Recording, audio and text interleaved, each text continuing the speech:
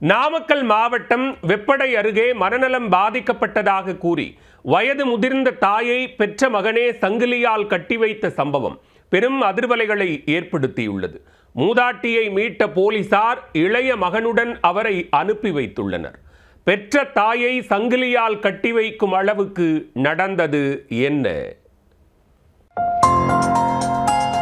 நாமக்கல் மாவட்டம் வெப்படை அருகே சௌதாபுரம் பெரியகாடு பகுதியைச் சேர்ந்தவர் ரங்கசாமி. இவரது மனைவி பழனியம்மாள்.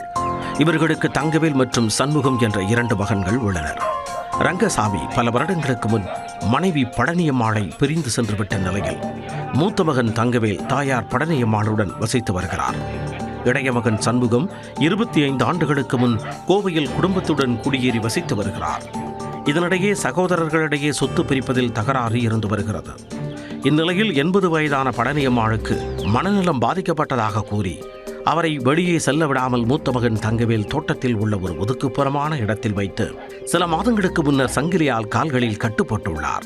இதனால் கட்டிலை விட்டு நகர முடியாமல் சாப்பாடு தண்ணீர் இன்றி மூதாட்டி பழனியம்மாள் தவித்து வந்துள்ளார். இது குறித்து தகவல் அறிந்து வந்த இளைய மகன் சண்முகம் வந்து பார்த்தபொழுது தனது தாயார் சங்கிலியால் கட்டி போடப்பட்டிருப்பதைக் கண்டு பதறிப்போனார்.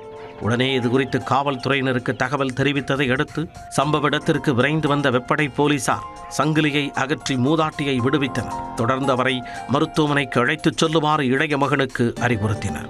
மேலும் மூத்த மகன் தங்கவேலுவிடம் விசாரணை நடத்தினர்.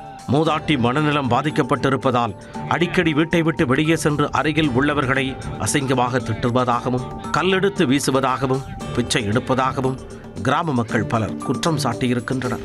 எனவே அவரது மூத்த மகன் தான் வேலைக்கு செல்லும் பொழுது தற்காலிகமாக மூதாட்டியை சங்கிலியால் கட்டி வைத்து செல்வதாகவும் வேலை முடிந்து வீட்டிற்கு வந்ததும் சங்கிலியை விடுவித்து விடுவதாகவும் விசாரணையின் போது தெரிவித்திருக்கிறார். இது தொடர்பாக காவல்துறையிடம் கேட்டபொழுது தங்கவேல் மீது விசாரணை செய்து வருவதாகவும் ஆனால் அவரை கைது செய்யவில்லை என்றும் தெரிவித்துள்ளனர். இது தொடர்பாக தவறான தகவல்களை பரப்ப வேண்டாம் என நாமக்கல் மாவட்ட காவல்துறை சார்பில் கேட்டுக்கொள்ளப்பட்டுள்ளது.